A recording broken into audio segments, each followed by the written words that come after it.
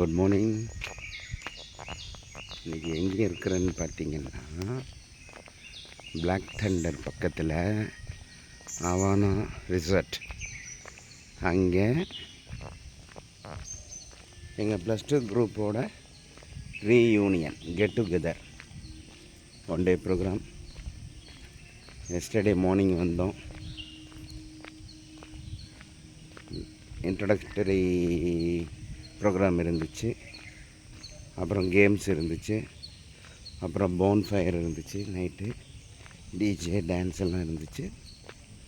அப்புறம் இன்றைக்கி morning தம்பூலா program இருக்குது. இப்போ ரிசப்ஷன் போயிட்டுருக்கேன்.